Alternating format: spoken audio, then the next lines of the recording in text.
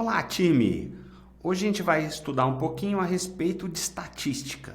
Eu não vou dizer nem que é estatística básica que eu vou dar aula aqui. O que eu vou dar aula aqui é de estatística super básica, super básica. O que significa isso? Essa estatística que a gente vai estudar é mais ou menos a mesma que estuda na faculdade, só que a gente vai aqui só até a página 2 de 500 páginas. É mais ou menos isso. Essa é uma estatística para gente mimizenta, para gente boroca, para gente cocosenta, ou seja, para você mesmo que está assistindo. Então, o que a gente vai ver nessa estatística super básica? Primeiro, a gente vai entender que estatística é a ciência do nada, né? Ela lida com coisas que não fazem o menor sentido. Ela lida com expectativas, tipo a sua vida, cheia de expectativas, mas não vira nada. Antes da gente entender uma coisa, existem dois tipos de variáveis dentro da estatística. As quantitativas, que é o nosso foco, são aquelas cuja resposta da pesquisa é um número.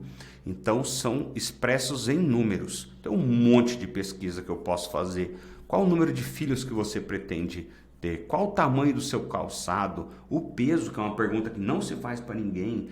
Qual o tempo que você gasta para tomar banho? Enfim, qual o tempo você gasta para fazer o número 2? Quando você está fazendo online, jogando COD Mobile, sei lá, alguma coisa assim. Então, se a resposta da minha pesquisa for um número, a variável é quantitativa. Se a resposta da minha pesquisa for uma característica, uma qualidade, um atributo, a gente diz que ela é qualitativa.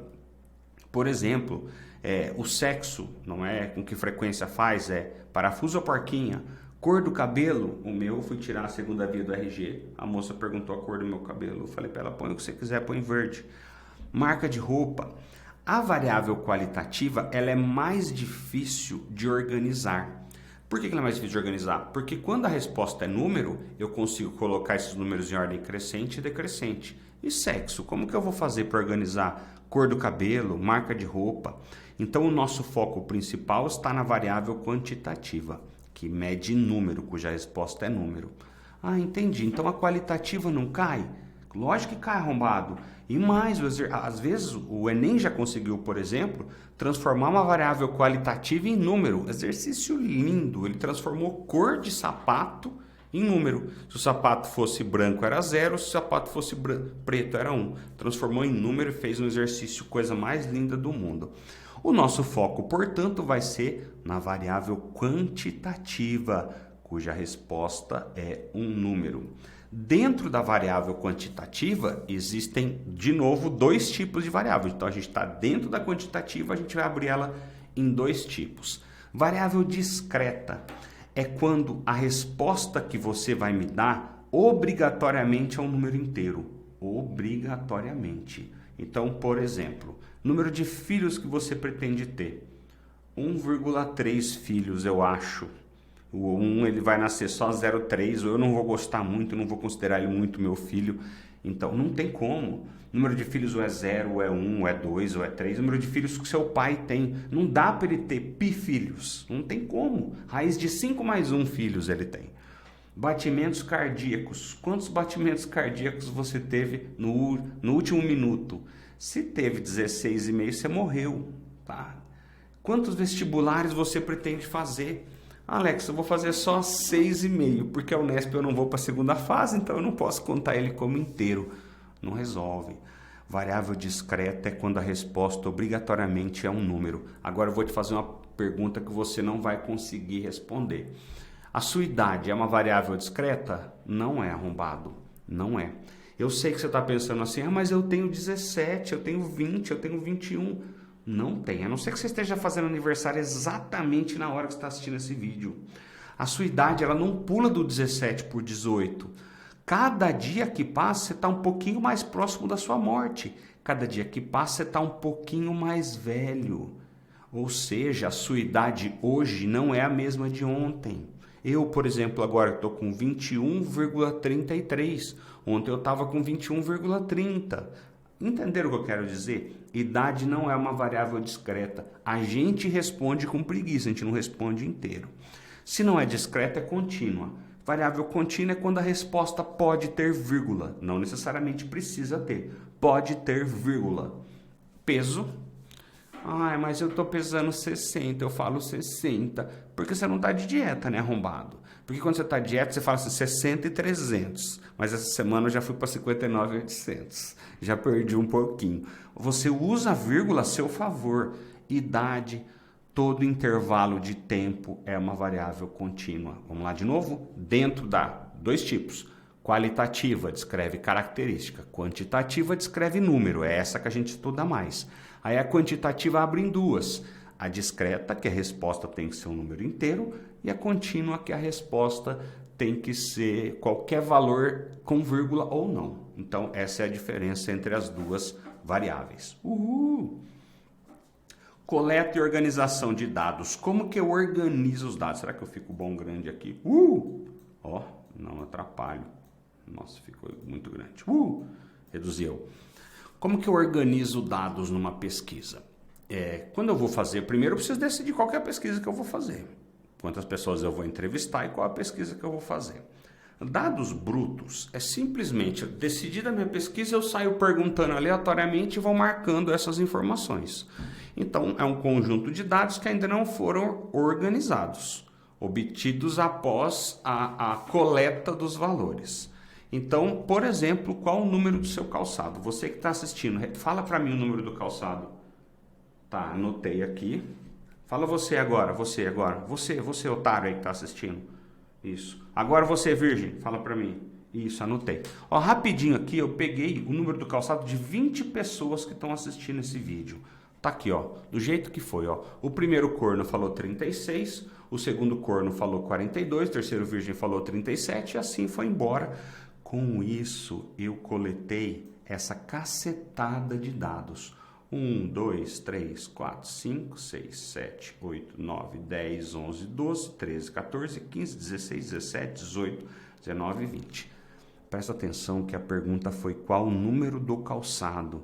É uma variável discreta, no Brasil o número do calçado é de 1 em 1. Eu não perguntei o tamanho do pé, porque o tamanho do pé medido em centímetros seria uma variável contínua, né? Seria com vírgula. Então eu tenho 20 números que não tem nenhuma organização.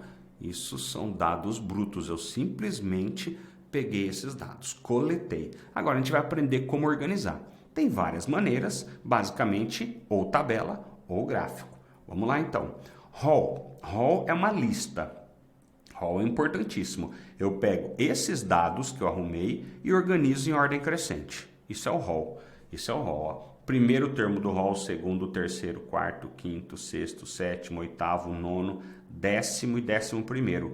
Foca nesses dois aqui. Não tem 20 arrombado. Não 20 arrombado. Não tem 20, arrombado. Chamei você de arrombado. 38 é o 10º. Aqui, ó, bem aqui, está dividindo o meu roll em dois grupos de mesmo tamanho. O 38 está encerrando os 10 primeiros e o 39 iniciando os próximos 10. Então, organizou em roll, achar o meio dele é bem importante quando a gente chegar lá nas medidas de tendência central. Você entendeu alguma coisa até aí, otário? Se não entendeu, problema seu. Vai dar tudo certo para mim. Uhul! Então, roll é quando eu organizo todos os dados em ordem crescente, inclusive repetindo. Se tinha 20 dados coletados nos dados brutos, eu coloco os 20 aí. Alex, eu li que pode ser em ordem decrescente também. Também poderia, mas não tem vantagem nenhuma, mas poderia ser em ordem decrescente. Isso é roll. A gente pode organizar também em tabelas de frequência. Tabela de frequência absoluta. É o número de vezes que o mesmo dado repete. Então, o 36 a gente coloca aqui em ordem crescente, depois quantas vezes cada dado repete.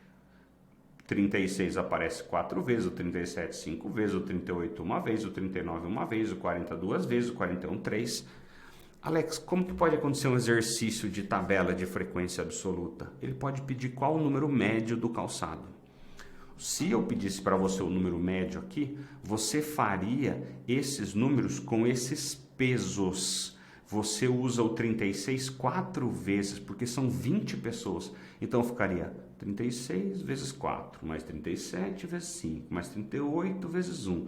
Vai fazendo todo esse rolê até mais 43 vezes 1 e divide pela soma dos pesos. Divide por 20. Existe também uma frequência acumulada que é útil na hora de achar a mediana numa tabela de frequências. Mas isso eu te explico mais para frente. Uhul, muito fácil. Frequência absoluta. Isso daqui é bem, essa cara, que é cara de exercício. É assim que o exercício aparece, do mal, desse jeito aí. Uhul. Existe a frequência relativa também, dá na mesma. Só que lembra que aqui está dando 20? Na frequência relativa tem que dar 100%. Então você faria assim, aqui está dando 20. Então 20 é 100%, 4 é x. 20 é 100%, 5 é x. 20 é 100%, 1 é x. Com isso eu chego nessas frequências relativas. Essa tabela não é muito importante não.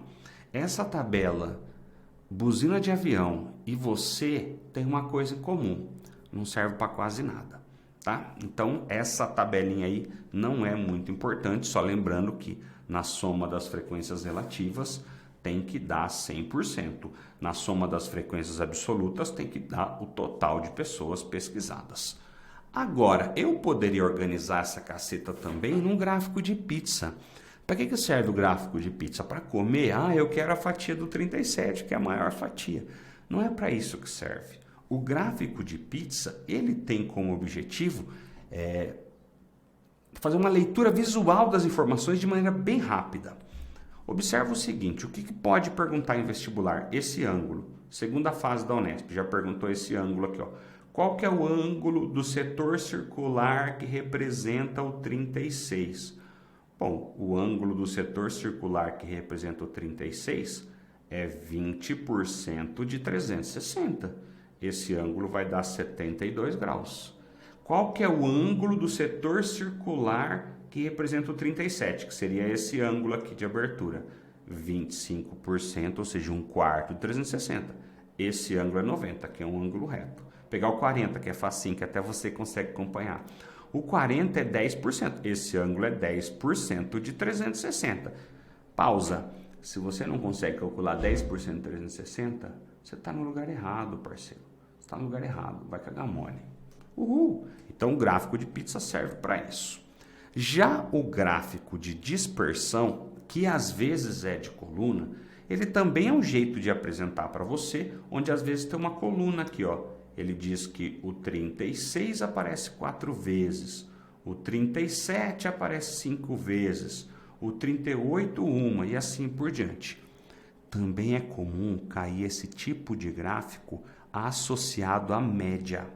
Nesse caso, você faria por peso, 36 vezes 4, mais 37 vezes 5, mais 38 vezes 1, mais 39 vezes 1, mais 40 vezes 2 e assim por diante.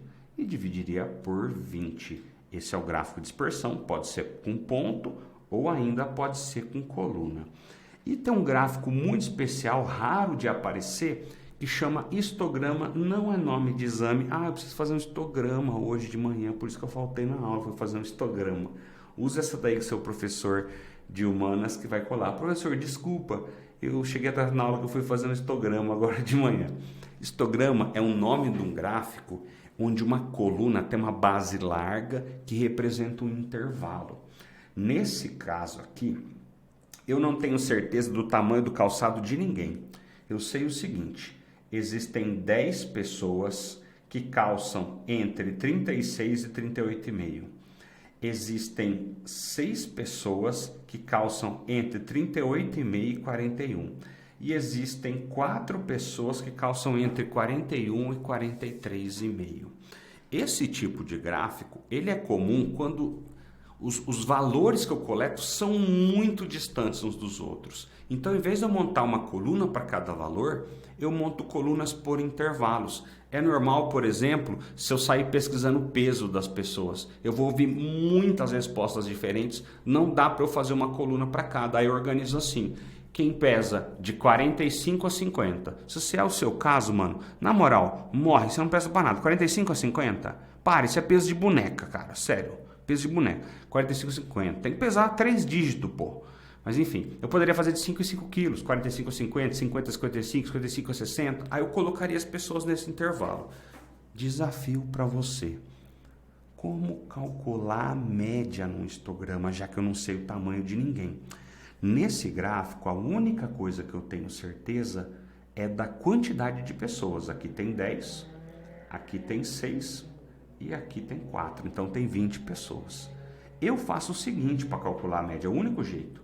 Eu faço de conta que essas 10 pessoas estão bem no meio desse valor. É como se as 10 pessoas calçassem a média desse valor aqui, que vai dar 37,25. Então eu faria como se tivesse 10 pessoas calçando bem no meio do intervalo. O meio, a média desses dois valores, que seria 37,25. Mais 6 pessoas calçando bem na média aqui, ó, que seria 39,75. Mais 4 pessoas calçando bem na média aqui, a média dos dois valores, que seria 42,25. Somo tudo, divido por 20. Então vamos lá? 10 vezes, volta aqui, 10 vezes 37,25, mais 6 vezes 39,75, mais 4 vezes 42,25, tudo isso dividido por 20. Esse que eu apresentei para você, então, o que eu apresentei para você foi os tipos de variáveis, como que eu coleto e organizo informações. Posso organizar em rol, posso organizar em tabelas, posso organizar em gráfico, que pode ser de pizza, coluna ou histograma. Então, até agora foi uma introdução à estatística. Uhul!